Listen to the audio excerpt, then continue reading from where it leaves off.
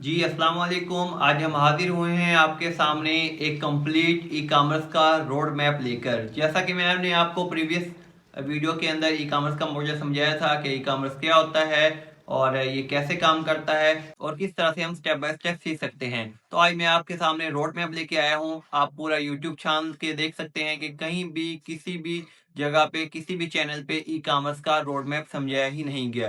क्योंकि ये बहुत बड़ी फील्ड है जिसके अंदर अमेज़न, जिसके अंदर इट्से, जिसके अंदर ईबे, जिसके अंदर वॉलमार्ट, जिसके अंदर शॉपिफाई, जिसके अंदर वूकॉमर्स सब कुछ इंक्लूड है। और इसके बरक्स इसके अंदर डिजिटल मार्केटिंग भी इंक्लूड है, जिसके अंदर Facebook ad, TikTok add, Google add, YouTube add और इसके अलावा स्नैपचैट ऐड भी इंक्लूड हैं। मतलब जैसे आप अपने प्रोडक्ट बाय करते हैं और प्रोडक्ट सेल करते हैं, इसके दरमियान जितने भी सारे प्रोसेस हैं वो ई-कॉमर्स के अंदर इंक्लूड होते हैं। तो इस वीडियो के अंदर हम उस रोड मैप को फॉलो करेंगे कि किस तरह से आप एक प्रोजेक्ट से लेके आप अपने ब्रांड को बिल्ड कर सकते हैं। अब इस ई-कॉमर्स मॉडल में हम ना ही अमेज़न को स्टडी करेंगे, ना ही इट्से को, ना ही ईबे को, ना ही वॉलमार्ट को। हम जस्ट शॉपिफाई को स्टडी करेंगे, क्योंकि शॉपिफाई को यूज़ करते हुए आप अपना ब्रांड बिल्ड कर सकते हैं। अदरवाइज़ अमेज़न पे, इट्से या वॉलमार्ट जितने भी दूसरे ई-कॉमर्स के प्लेटफ़ॉर्म हैं, उस पे आप रजिस्टर होते हैं एज़ अ क्लाइंट। ठीक है, उसमें आपको एक पोर्टल मिलता है, एक स्टोर मिलता है, उस पे आप अपनी प्रोडक्ट को लिस्ट करते हैं और अगर आपसे एक छोटी-सी वायलेशन हो जाए, देन आपका स्टोर खत्म कर दिया जाता है। इससे ईबे या जो जितने भी दूसरे सप्लायर हैं उससे। लेकिन शॉपिफाई के अंदर ऐसा नहीं होता। शॉपिफाई के अंदर आपका अपना नेम होता है। आप किसी ब्रांड के नेम से वेबसाइट बना सकते हैं। कोई भी नेम आप चूज़ कर सकते हैं, उसे गूगल पे रैंक कर सकते हैं। आपके नेम से वेबसाइट ओपन होगी, ना कि अमेज़न, ना कि शॉपिफाई के नेम से ओपन होगी। तो शॉपिफाई का यही फ़ायदा है कि आपकी चीज़ है, आपकी प्रॉपर्टी है और आप जिस तरह चाहें उसका यूज़ कर सकते हैं। दैट्स व्हाई आपको हम शॉपिफाई ही प्रेफ़र करते हैं कि अगर आप अपनी काम, क्योंकि इसमें हम छोटी-सी अमाउंट से भी स्टार्ट कर सकते हैं। लाइक अगर आपके पास एक प्रोडक्ट है, तो आप एक प्रोडक्ट से भी स्टार्ट कर सकते हैं।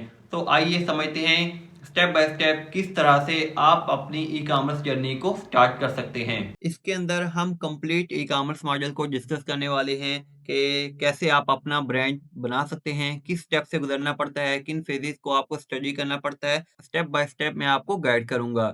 इसको सीखने के बाद, इसको देखने के बाद आप इतने मैच्योर हो जाएंगे कि आप किसी भी स्टेप में कभी भी पजल नहीं होंगे। तो सबसे पहले हम चलते हैं अपने फर्स्ट स्टेप की तरफ, जो है फेज़ 1। अच्छा, फेज़ 1 में हमने क्या करना होता है, चूज़िंग योर बिज़नेस मॉडल। एक बात बताता चलूँ, ये वीडियो लंबी ज़रूर हो सकती है, लेकिन इंशाल्लाह इस वीडियो के बाद आपको किसी भी वीडियो को देखने की ज़रूरत नहीं पड़ेगी रोड मैप। और ई-कॉमर्स का रोड मैप आप पूरे यूट्यूब पे देख सकते हैं, किसी के पास होगा भी नहीं, क्योंकि आज से पहले किसी ने पोस्ट ही नहीं किया। तो सबसे पहले हमने बिज़नेस मॉडल अपना चूज़ करना होगा, वो कैसे चूज़ करना है मैं आपको बताता हूँ। अच्छा, हमारे पास 3 बिज़नेस मॉडल होते हैं।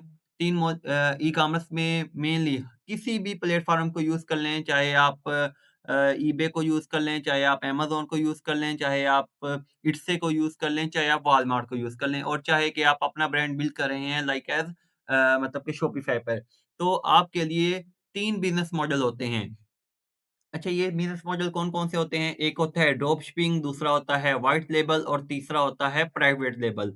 तो इन तीनों को भी हम डिटेल के साथ डिस्कस करेंगे कि इन तीनों में क्या डिफरेंस है, क्या होता है, इनकी डेफिनिशन क्या है, इसको किस तरह से स्टार्ट किया जा सकता है। तो आगे चलते हैं। अब हम देखते हैं कि इन तीनों में रिस्क क्या है, गोल क्या है, कितनी फ्लेक्सेशन है, क्या कुछ हम कर सकते हैं। सबसे पहले है ड्रॉप शिपिंग। ड्रॉप शिपिंग में हमें कोई कस्टमाइज़ेशन नहीं रिक्वायर्ड होती। हाँ, अगर आप चाहते हैं कि मेरा ड्रॉप शिपिंग की जर्नी भी एक ब्रांड की तरह गुज़रे, देन हम उसका लोगो वगैरह अच्छा-सा बना के कर सकते हैं। और उसके बाद आ जाता है इसके अंदर रिस्क, बिल्कुल ज़ीरो होता है। लो नहीं बल्कि बिल्कुल ज़ीरो होता है, क्योंकि इसके अंदर ना ही आप अपने प्रोडक्ट बाय करते हैं और ना ही आप अपनी इन्वेस्टमेंट करते हैं। जस्ट आपका खर्चा होता है ऐड पे और शॉपिफ़ाई स्टोर पे, जस्ट बस। उसके अलावा आपका गोल क्या होता है? आपका गोल होता है कि मार्केट को टेस्ट किया और जैसे ही कोई क्रिएटिव अच्छा परफ़ॉर्म करने लगा, आपने उसे स्केल कर दिया और देन आपके पास ऑर्डर आना शुरू हो गए। ये था हमारा ड्रॉप शिपिंग। अभी ड्रॉप शिपिंग को भी हमने डिटेल के साथ डिस्कस करना है कि ड्रॉप शिपिंग के मॉडल को क्या कहते हैं, कैसे ये सिस्टम काम करता है। ये वैसे एक मैं छोटी-छोटी सी इन्फॉर्मेशन आपको देता जा रहा हूँ, ताकि हम आगे जैसे फर्दर मूव करेंगे तो ड्रॉप शिपिंग को अलहदा से डिस्कस करेंगे। व्हाइट लेबल है, व्हाइट लेबल के अंदर हम अपना ब्रांड लोगो होता है, हमारा अपना ब्रांड होता है, इसमें रिस्क मीडियम होता है क्योंकि किसी से भी हम अपने प्रोडक्ट को बनवा लेते हैं और अपना ब्रांड लेबल करके उसे सेल कर रहे होते हैं। उसके बाद आ जाता है private label like a factory, उसमें हमारी प्रोडक्शन, हमारी मैन्युफैक्चरिंग खुद की अपनी होती है, इसके अंदर हाई रिस्क होता है, प्रोडक्ट चले ना चले। उसके बाद हम आ जाते हैं नेक्स्ट पे। अच्छा, इसके अंदर हम ड्रॉप शिपिंग को डिस्कस करेंगे कि ड्रॉप शिपिंग होता क्या है, ड्रॉप शिपिंग मॉडल कैसे काम करता है। मैं आपको एक सिंपल एग्ज़ाम्पल देता हूँ। फ़र्ज़ करें आपके पास कोई ऑर्डर आ गया, ठीक है? लाइक एज़ एक पेन है, आप पेन सेल कर रहे हैं, आपके पास कोई पेन बाय करने के लिए आ जाता है और आपकी वेबसाइट पे ऑर्डर प्लेस कर देता है पेन का।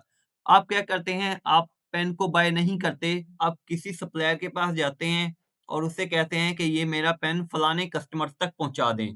तो आपका सप्लायर उस पेन को, उस प्रोडक्ट को आपके कस्टमर तक पहुँचाता है, पहुँचाने के बाद उससे प्रॉफ़िट लेके आपको सेंड कर देता है, ठीक है? फ़र्ज़ करें कि आपने एक पेन सेल किया ₹50 का, ठीक है? फ़र्ज़ कर लें कि आपने एक पेन सेल किया ₹50 का और आप सप्लायर से कितना ले रहे हैं? आपने सप्लायर के पास गए, सप्लायर ने आपको दिया ₹30 का पेन। कस्टमर जो आपका सप्लायर होगा वो कस्टमर तक प्रोडक्ट पहुँचाएगा और उससे ₹50 ले लेगा और आपको 20 सेंड कर देगा, 30 उसके पास पेन की कॉस्ट आ जाएगी। तो ये जो ₹20 होंगे वो आपका प्रॉफ़िट होगा। आपको आई थिंक बात समझ आ गई होगी और ड्रॉपशिपिंग मॉडल भी समझ आ गया होगा। मतलब कोई भी कस्टमर है, ठीक है? उसने आपकी ऑनलाइन शॉप से प्रोडक्ट को बाय कर लिया, ठीक हो गया।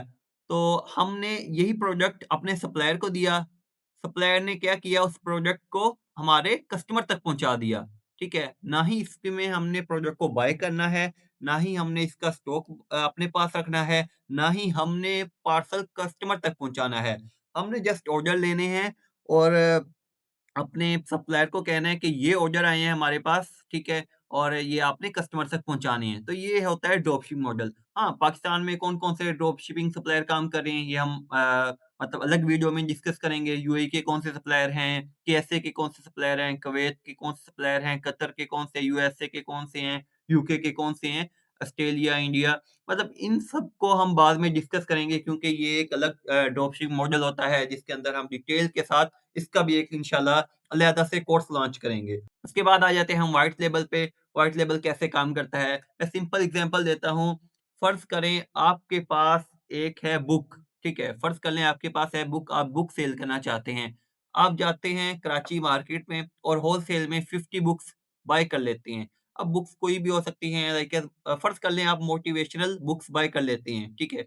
50 बुक्स आपने बाय कर ली और आपने ऐड चलाया और आपने सेल करना शुरू कर दी। फिर आपके पास ऑर्डर आएँगे, आप उसे पैक करके फिर कस्टमर तक पहुँचाएँगे। यानी आपका कोई ऑनलाइन ऑर्डर है, ठीक है? कोई ऑनलाइन ऑर्डर किया किसी ने, फिर आप उस प्रोडक्ट को खुद ही ब्रांडिंग करेंगे, उसको पैकिंग करेंगे, उसको कस्टमर तक पहुँचाएँगे, ठीक है? उसमें सारी सिरदर्दी आपकी अपनी होगी, ठीक है? उसमें आपको ज़ाहिर-सी बात है फिर प्रॉफिट भी आपको ज़्यादा बच रहा होगा, ठीक है? उसमें हाँ, इसमें आपने प्रोडक्ट खुद नहीं बनानी, ठीक है? आप प्रोडक्ट किसी से बाय करेंगे। प्रोडक्ट को किसी से बाय किया और अपनी वेबसाइट पे आके लिस्ट कर दिया। लिस्ट करने के बाद आपके कस्टमर आपकी वेबसाइट पे ऑर्डर करेंगे। आप उस ऑर्डर को कस्टमर तक पहुँचाएँगे। तो देन फिर आप और कस्टमर आप दोनों का ताल्लुक होगा। प्रोडक्ट कहाँ से आई वो एक अलग चीज़ है। ठीक है स्टूडेंट्स। अब उसके बाद हम आ जाते हैं प्राइवेट लेबल पे। आई होप कि ये मॉडल आपको समझ आ रहे होंगे व्हाइट लेबल, प्राइवेट लेबल और ड्रॉप शिपिंग। अब प्राइवेट लेबल में क्या होता है इसमें मैन्युफैक्चरिंग आपकी अपनी होती है, मतलब प्रोडक्शन आपकी अपनी होती है। कह लें कि आप फेस वॉश बना रही हैं। आपने क्या किया, फेस वॉश का पहले फ़ॉर्मूला तैयार किया, फिर उसकी लेबलिंग तैयार की, फिर उसकी पैकेजिंग बनाई, फिर उसको उस बोतल्स के अंदर जो फेस वॉश वाली होती हैं, ठीक है? उनके अंदर आपने फ़िल किए, फिर उसके बाद उसके कॉटन वगैरह बनाए, फिर उसको वेबसाइट के ऊपर लिस्ट किया, फिर आपके पास ऑर्डर आए, ठीक है? फिर आपने ऑर्डर को डिलीवर किए। इसके अंदर मैन्युफैक्चरिंग भी आपकी अपनी होती है। अब आपको पता लग गया होगा कि ड्रॉप शिपिंग के अंदर रिस्क क्यों कम है, व्हाइट लेबल में मीडियम रिस्क क्यों है और प्राइवेट लेबल में सबसे ज़्यादा रिस्क क्यों है। तो ड्रॉप शिपिंग आप कम पैसों से भी स्टार्ट कर सकते हो, लेकिन इसके अंदर आपको प्रॉफ़िट इतना नहीं मिलता, ठीक है? और आप व्हाइट लेबल में आप की प्रोडक्शन आपकी अपनी नहीं होती, तो इसमें थोड़ा कम बजट रिक्वायर्ड होता है, ठीक है? मतलब प्राइवेट लेबल से कम रिक्वायर्ड होता है लेकिन ड्रॉप शिपिंग से ज़्यादा, क्योंकि इसमें आपने अपना जो होता है स्टॉक बाय करना होता है। अब स्टॉक कब बाय करना होता है ये मैं जब व्हाइट लेबल समझाऊँगा आपको कंप्लीट डिटेल के अंदर कि कैसे हम स्टार्ट कर सकते हैं, कैसे हम सप्लायर को हंट कर सकते हैं, कैसे मैं टिप्स एंड ट्रिक दूँगा, देन आप इज़िली उसको अंडरस्टैंड कर सकोगे। कि प्राइवेट लेबल क्या होता है वो मैंने आपको बता दिया है। ये जब स्टार्ट किया जाता है जब आपके पास तकरीबन 15 से 20 लाख की इन्वेस्टमेंट हो। अगर है देन फिर आप ये स्टार्ट कर सकते हैं। अदरवाइज़ आपको व्हाइट लेबल ही प्रेफ़र किया जाता है।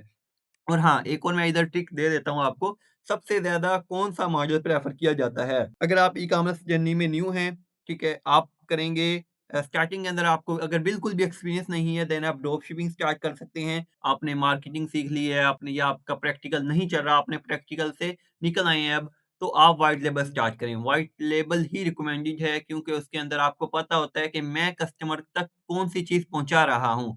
जब कस्टमर तक आपको पता होता है कि मैं क्वालिटी वाली चीज़ पहुँचा रहा हूँ, तो आप कस्टमर आपके सामने कभी एक्सक्यूज़ नहीं करता, ठीक है? कस्टमर कभी भी आपको शिकायत नहीं करता, क्योंकि आपको पता होता है कि प्रोडक्ट की क्वालिटी क्या है, ठीक है? जब तक कस्टमर को पता ही नहीं होगा कि प्रोडक्ट की क्वालिटी क्या है, तो फिर मज़ा नहीं आएगा काम करने का। That's why white label is recommended.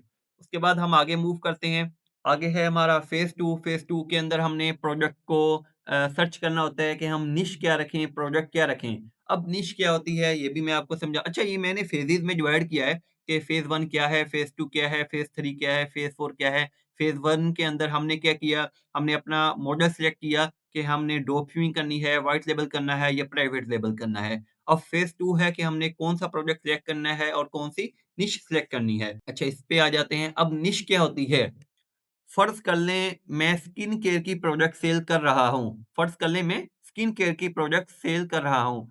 तो मेरे जो प्रोडक्ट होंगे वो स्किन केयर के रिलेटेड ही होंगे ना, तो ये स्किन केयर एक निश है, ठीक है? क्योंकि हम एक स्पेसिफ़िक प्रोडक्ट को सेल कर रहे हैं, एक स्पेसिफ़िक निश को लेके चल रहे होते हैं। जो हमारे मतलब इंटरेस्ट है, जो हमारे इंटरेस्टेड पीपल होंगे वो मतलब ब्यूटी को लाइक करते होंगे। दैट्स व्हाई वो हमसे प्रोडक्ट्स बाय करेंगे। ठीक है? समझ आ गई होगी आई थिंक। अब इसकी डेफिनेशन भी देख लेते हैं। A niche means you focus on a specific group of product मतलब एक स्पेसिफिक ग्रुप ऑफ प्रोडक्ट होता है जिस पे आप फोकस कर रहे होते हो विद स्पेसिफिक इंटरेस्ट और प्रॉब्लम यानी लोगों की एक स्पेसिफिक प्रॉब्लम से सोल्व कर रहे हो लाइक स्किन केयर किसी के चेहरे पर दाग धब्बे हैं ठीक है आप उसकी प्रॉब्लम सोल्व कर रहे होगे कि यार ये इसको मिटा देता है ये आपकी स्किन को पॉलिश कर देता है ये आपकी स्किन को व्हाइट कर देता है क्योंकि ये प्रॉब्लम है ना मतलब आप प्रॉब्लम सोल्व कर रहे हो स्किन के रिलेटेड तो ये स्किन केयर एक आपकी निश हो गई। अब प्रोडक्ट कैसे आपने चूज़ करना है ड्रॉप शिपिंग में, व्हाइट लेबल में या प्राइवेट लेबल में, ये भी मैं आपको समझा देता हूँ। अब इसमें क्या है, अब इसमें मैं सिर्फ़ आपको ट्रिक्स दूँगा, ठीक है? जस्ट मैंने आपको टिप्स देनी है। ये प्रोडक्ट हंटिंग करते कैसे हैं ये एक बाकायदा कोर्स है। ये जस्ट मैं आपको अभी रोड मैप समझा रहा हूँ कि डिटेल के साथ रोड मैप समझा रहा हूँ। आपको इस तरह का रोड मैप कभी भी यूट्यूब पे नहीं मिलेगा, ठीक है? और ना ही किसी ने अभी तक बनाया है, ठीक है? हाँ, बाद में बन जाए वो एक अलग चीज़ है, लेकिन अभी तक किसी ने भी रोड मैप नहीं बनाया ई-कॉमर्स का। तो हम देख लेते हैं कि प्रोडक्ट हंटिंग में कौन-सी टिप्स होती हैं। एक यूनिक प्रोडक्ट होना चाहिए, कंपटीशन लो होना चाहिए, प्रॉब्लम सॉल्विंग होना चाहिए, हाई प्रॉफिट मार्जिन होना चाहिए। यूनिक क्यों होना चाहिए? जो हर कोई सेल कर रहा है, फिर आपको उसमें से बहुत कम मतलब प्रॉफिट होगा। एक यूनिक प्रोडक्ट हो, कंपटीशन बहुत कम होना चाहिए ताकि आप जब मार्केट में आओ आप कम पैसों से भी ज़्यादा ज़्यादा ऑर्डर रिसीव कर सको, मतलब कि ले सको। उसके बाद प्रॉब्लम सॉल्विंग होना चाहिए, जब तक प्रोडक्ट प्रॉब्लम नहीं सॉल्व करेगा, देन तब तक आपकी प्रोडक्ट सेल नहीं होगी। प्रॉफिट मार्जिन हाई होना चाहिए ताकि आप अपने एक्सपेंस वगैरह ईज़िली मैनेज कर सको। उसके बाद आ जाता है हमारा फेज़ 3 फेज़ 1 के अंदर हमने डिस्कस कर लिया कि हमारा मॉडल कौन-सा होना चाहिए, व्हाइट लेबल, प्राइवेट लेबल या ड्रॉप शिपिंग। जो रिकमेंडेड है वो व्हाइट लेबल है। उसके बाद फेज़ 2 था, फेज़ 2 के अंदर हमने प्रोडक्ट या निश सेलेक्ट करनी है कि हमने स्किन केयर के अंदर काम करना है, हमने क्लॉथिंग के अंदर काम करना है या हमने होम डेकोर में काम करना है या हमने किचन कैटेगरी के अंदर काम करना है या हमने गैजेट्स के अंदर काम करना है। ये अब आप पे डिपेंड करता है आप कौन-सी निश पे काम करना चाहते हैं, ये सिलेक्ट करना अब आपकी ज़िम्मेदारी है। कैसे सिलेक्ट करते हैं कंपटीशन कैसे देखते हैं, ये सारी चीज़ें अलग वीडियोज़ के अंदर डिस्कस की जाएँगी। अब फेज़ 3 आ गया, फेज़ 3 आपने वेबसाइट कैसे बनानी है जिस पे आप अपने प्रोडक्ट को सेल कर सकें, ठीक है? ये भी एक क्योंकि जब आप ऑनलाइन आ रहे हैं, तो उसमें तो आपको वेबसाइट चाहिए होगी। जब वेबसाइट नहीं बनाएँगे तो आपके कस्टमर क्या करेंगे? फिर कस्टमर तो मतलब नहीं आएँगे ना आपके पास, जब तक आपकी वेबसाइट नहीं होगी, जब तक आपका बिज़नेस मॉडल एक प्रॉपर नहीं होगा। अब वेबसाइट कितनी तरह की होती है? वेबसाइट 4 तरह की होती है, 5वीं भी है, होस्टिंगर ने भी अभी लॉन्च कर दिया है अपना ई-कॉमर्स का मॉडल। लेकिन अब इसमें कौन मैं इसको भी आपको डिटेल से बता देता हूँ, शॉपिफ़ाई, वर्डप्रेस, विक्स, मैजेंटो, ठीक है? शॉपिफ़ाई से पहले मैजेंटो बहुत अच्छा था, बहुत अच्छा था, बहुत अच्छा था, लेकिन जब शॉपिफ़ाई आया उसने तीनों को बहुत ड्रॉप कर दिया, ठीक है? सबसे पहले वर्डप्रेस था, उसके बाद विक्स आया, उसके बाद मैजेंटो आया, उसके बाद फिर शॉपिफ़ाई जब आया ई-कॉमर्स में। अब मैं एक डिफरेंट बताता हूँ। मेजेंटो मेजेंटो के अंदर आप डिफरेंट वेबसाइट बना सकते हो, विक्स के अंदर आप डिफरेंट वेबसाइट बना सकते हो, वर्डप्रेस के अंदर आप डिफरेंट वेबसाइट बना सकते हो, शॉपिफ़ाई के अंदर आप जस्ट ई-कॉमर्स की वेबसाइट बना सकते हो। इसने अपना सारा फ़ोकस ई-कॉमर्स पे किया है कि आप सिर्फ़ ई-कॉमर्स की वेबसाइट बना सकते हो और इस और शॉपिफ़ाई ई-कॉमर्स के लिए क्यों प्रेफ़र किया जाता है? क्योंकि आपको इसमें स्टोर की स्पीड बहुत अच्छी मिलती है। जब आपके कस्टमर, ठीक है, वेबसाइट पे आएँ और आपकी वेबसाइट ही लोड ना हो, तो क्या फ़ायदा आपकी वेबसाइट का? तो सबसे पहले शॉपिफ़ाई ने ये देखा कि इस प्रॉब्लम को सॉल्व किया जाए, दैट्स व्हाई ये शॉपिफ़ाई प्रेफ़र किया जाता है, रिकमेंडेड किया जाता है। तो आई होप समझ आ गया होगा कि शॉपिफ़ाई क्यों इम्पोर्टेंट है ई-कॉमर्स के लिए। हम जो अपना कोर्स आने वाला है कि वेबसाइट किस तरह बनाते हैं, उसमें हम शॉपिफ़ाई में ही वेबसाइट बनाना सीखेंगे। तो इंशाल्लाह आपको जो इतना भी मैं रोड मैप समझा रहा हूँ, ये आपको प्रॉपर एक कंप्लीट कोर्स के अंदर मिलेगा। 2026 में बस हमने यही काम करना है कि हमने ई-कॉमर्स को सीखना है इंशाल्लाह। ई-कॉमर्स का स्कोप बहुत ज़्यादा है, इसको एआई रिप्लेस नहीं कर सकता। ये किसी भी फ़ील्ड के अंदर, किसी भी मतलब आप कह लें, किसी हर एक दुकानदार की ज़रूरत है, हर एक स्टूडेंट की ज़रूरत है, हर एक बिज़नेस एम्पायर करने वाला जो भी एम्पायर बिल्ड करना चाहता है अपना, उसकी ज़रूरत है। चलें, अभी फ़िलहाल के लिए हम अपने रोड मैप को डिस्कस कर लेते हैं। मैंने पहले कहा था कि वीडियो लंबी ज़रूर हो जाएगी, लेकिन आपको ए टू ज़ेड ई-कॉमर्स मॉडल समझ आ जाएगा। जब आपको स्टेप बाय स्टेप समझ आ गया, तो आई थिंक आपका टाइम भी वेस्ट नहीं हुआ और आपको एक बिज़नेस मॉडल पता चल गया कि किस तरह हमने नेक्स्ट कोर्स के अंदर किस फ्लो के साथ हमने काम करना है। अब आगे आगे आ जाते हैं। अब शॉपिफ़ाई में क्या होता है? शॉपिफ़ाई के अंदर थीम होते हैं, पॉलिसीज़ होती हैं, market plus shopping zone setup होता है, ठीक है? आप आगे एपीआईज़ को सेटअप किया जाता है। हाँ, एक और बात है कि शॉपिफ़ाई आपको चार्ज करता है 3 मंथ के लिए $11 आफ्टर 3 मंथ $25 पर मंथ। अभी मेरी 2026 के जनवरी में ये वीडियो आने वाली है, तो बाकी आगे क्या शॉपिफ़ाई के प्लान रहते हैं, वो किसी को कोई पता नहीं है। क्योंकि पिछले साल भी कुछ अरसा 2025 में भी कुछ अरसा 6 मंथ $1 पे करते थे और 3 फिर मतलब 6 मंथ बाद $25 पर मंथ पे करते थे। और दरमियान में 2025 में ये भी हो गया था कि सिर्फ़ 1 मंथ के लिए $1 पे करते थे, उसके बाद सेकंड मंथ से $25 पर मंथ स्टार्ट हो जाता था।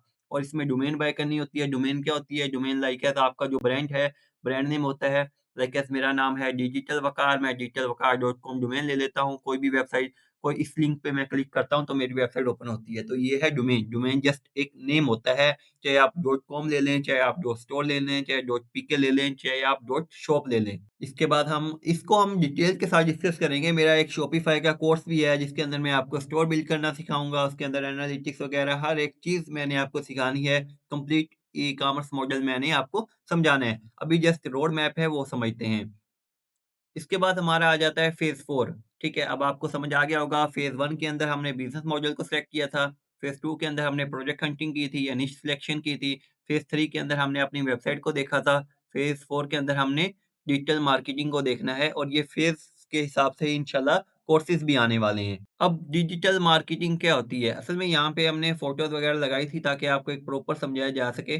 आई थिंक ये पता नहीं क्यों ये लोड नहीं हुई, क्यों नहीं मतलब नज़र आ रही, ये बस अल्लाह को पता है अब। डिजिटल मार्केटिंग क्या होती है? मैं आपको अपने वर्ड के अंदर समझा देता हूँ। फ़र्ज़ करें आपके पास एक बुक है, ठीक है? मेरे पास बुक और पेन पड़े हुए हैं साथ, तो इस वज़ह से मेरे ज़हन में वही एग्ज़ाम्पल आई जा रही है, ठीक है? इसलिए मैं बुक और पेन को ही ज़्यादा प्रेफ़र कर रहा हूँ, ठीक है?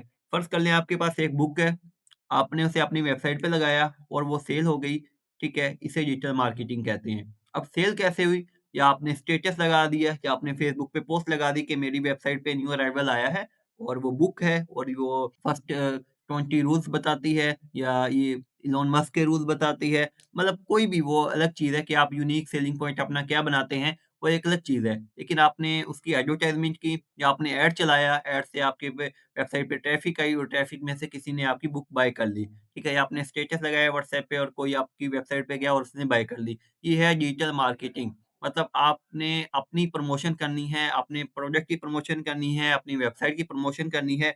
सेल्स आए ना आए उससे डिजिटल मार्केटिंग का कोई ताल्लुक नहीं है, ठीक है? मार्केटिंग होता है अपनी प्रोडक्ट को प्रमोट करना, लोगों को अवेयर देना, ठीक है? अवेयरनेस करना, ये होता है मार्केटिंग, ठीक है? मार्केटिंग में अगर सेल ना आए तो इसे ये नहीं कहते कि डिजिटल मार्केटिंग खराब है, ठीक है? मार्केटिंग ठीक है, हाँ, सेल ऐसा नहीं है कि सेल अगर आपने आज ऐड चलाया, ठीक है? आज आपने मार्केटिंग की, तो हर किसी के पास पैसे हैं और वो आज ही बाय कर लेगा।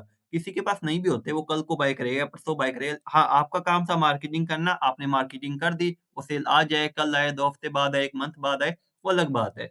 वो कस्टमर पे डिपेंड करता है फिर। उसके बाद आ जाते हैं हम अपने सोशल मीडिया प्लेटफ़ॉर्म पे। चलें आगे मूव करते हैं। हमारा हो गया हमारा फ़ेज़ 4 चल रहा था।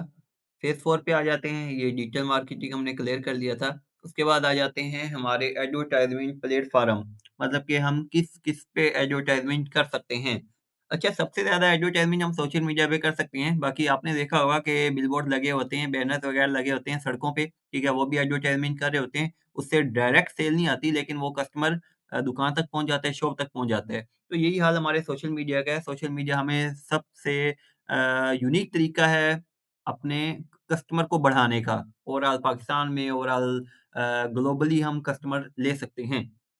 फर्स्ट ऑफ ऑल हम फ़ेसबुक को यूज़ करते हैं, इंस्टाग्राम को यूज़ करते हैं, व्हाट्सऐप को यूज़ करते हैं अपने एडवर्टाइज़मेंट के लिए, टिकटॉक एड्स चलाते हैं, उसके बाद स्नैपचैट ऐड आ जाते हैं, फिर उसके बाद टिकटॉक एड्स आ जाते हैं, गूगल एड्स आ जाते हैं और पिंटरेस्ट पे एड चलाते हैं, ताकि हम अपने कस्टमर्स को अपनी प्रोडक्ट को सेल कर सकें। उसके बाद आगे मूव करते हैं। अब ये है कि जो हमारा मेटा है, मेटा वो कॉम्बिनेशन है फ़ेसबुक का, इंस्टाग्राम का और व्हाट्सऐप का। एक ही कंपनी है जिसको मेटा कहते हैं। उसके बाद हम आगे मूव करते हैं। अब इसके अंदर फिर फ़ेज़ 5 आ जाता है कि हमने स्केलिंग कैसे करनी है, ऑप्टिमाइज़ेशन कैसे करनी है। वो एक डिजिटल मार्केटिंग का हिस्सा है कि स्केलिंग एक प्रॉपर कैसे एनालिसिस करना है कि हमारे प्रोडक्ट अच्छे चल रहे हैं, हमारा ऐड सही चल रहा है, ठीक है, हम कैसे ग्रो कर रहे हैं। तो उसकी बिहाफ़ पे फिर हम स्केलिंग भी करते हैं और ऑप्टिमाइज़ेशन भी करते हैं। तो मैं एक छोटा-सा फिर ब्रीफ़ कर देता हूँ आपको कि हमने क्या-क्या सीखा। फेज़ 1 के अंदर हमने अपना बिज़नेस मॉडल सिलेक्ट किया कि हमने ड्रॉप शिपिंग करनी है, व्हाइट लेबल करना है या हमने प्राइवेट लेबल करना है। फेज़ 2 में हमने निश को सिलेक्ट किया या हमने अपनी प्रोडक्ट को सिलेक्ट करना है। फेज़ 3 के अंदर हमने अपनी वेबसाइट बनानी है, वो शॉपिफ़ाई पे हो या वर्डप्रेस पे हो, लेकिन ज़्यादा प्रेफ़र आपको शॉपिफ़ाई ही किया जाता है ई-कॉमर्स के लिए। तो अगर आपको कोई बंदा प्रेफ़र कर रहा है, तो इसका एक ख़ास मकसद होगा क्योंकि हम शॉपिफ़ाई बनाना भी सीखेंगे। तो ये आपके लिए एक बेनिफिशियल भी है क्योंकि 3 मंथ के लिए सिर्फ़ आपने ₹900 पे करना है, ठीक है? 11 डॉलर 900 पे करना है। उसके अलावा और अगर आप वेबसाइट बनाएँगे वर्डप्रेस पे वो आपको 20-25 हज़ार की आपकी डोमेन होस्टिंग आएगी, तो ये फिर आपको महँगा पड़ सकता है। ठीक है, 3 मंथ के अंदर बंदे को पता चल जाता है कि मेरा बिज़नेस स्टैंड करने वाला है या नहीं, ठीक है? मैं इस पे काम कर पाऊँगा या नहीं, ठीक है? तो अपने पैसे वर्डप्रेस या किसी भी वेबसाइट पे ज़ाया ना कीजिएगा, शॉपिफ़ाई वेबसाइट कर लीजिएगा, वो ज़्यादा स्पीड में भी अच्छी है और सिर्फ़ बनी भी ई-कॉमर्स के लिए हाँ, अगर आप ई-कॉमर्स कर रहे हैं देन वो प्रेफ़र है, अगर आप ब्लॉगिंग कर रहे हैं देन वर्डप्रेस पे ही जाइएगा। तो उसके बाद आ जाता है हमारा मार्केटिंग का फ़ेज़ 4 के अंदर हम मार्केटिंग करते हैं, डिजिटल मार्केटिंग सीखेंगे, फ़ेज़ 5 के अंदर हम सीखेंगे कि किस तरह से स्केलिंग और ऑप्टिमाइज़ेशन की जाती है। तो ये ई-कॉमर्स मॉडल के इस ई-कॉमर्स रोड मैप के ये 5 फ़ेजेज़ थे, जो हमने डिटेल के साथ डिस्कस किए। आई होप कि इसके बाद आपका कोई क्वेश्चन नहीं रहा होगा कि हमने ई-कॉमर्स कैसे करनी है, कैसे हमने जर्नी क्योंकि कई लोग होते हैं जो सिर्फ़ शॉपिफ़ाई को ही ई-कॉमर्स बोल देते हैं या दराज़ को ई-कॉमर्स बोल देते हैं या सिर्फ़ अमेज़न को ही ई-कॉमर्स बोल देते हैं। हाँ, अमेज़न, ईबे ठीक है, ये हैं बिज़नेस मॉडल, ठीक है? इसमें आप ई-कॉमर्स कर सकते हैं, लेकिन इसमें आप अपना ब्रांड नहीं बिल्ड कर सकते। वो कंपनी की पॉलिसीज़ होती हैं, अमेज़न की पॉलिसीज़ होती हैं या कोई भी सप्लायर्स की पॉलिसी होती हैं, वो कब मर्ज़ी जब चाहेगा आपका अकाउंट उड़ा देगा। तो उससे अच्छा है कि आप अपना खुद का ब्रांड लॉन्च करें। हाँ, वो स्टार्टिंग में अंदर थोड़ा टाइम ज़रूर लेगा, लेकिन इंशाल्लाह जब बिल्ड होगा तो अमेज़न से भी ज़्यादा आपको प्रॉफ़िटेबल देगा, ठीक है? तो आई होप कि आपके लिए वीडियो हेल्पफुल रही होगी। तो अगर आपके लिए वीडियो हेल्पफुल रही हो तो अभी सब्सक्राइब कर लें और कमेंट में भी लिख दीजिएगा कि इन्फॉर्मेशन वीडियो और हमें नेक्स्ट कोर्स के लिए भी सपोर्ट करते रहिएगा। तो अभी के लिए दें इजाज़त। अल्लाह हाफ़िज़।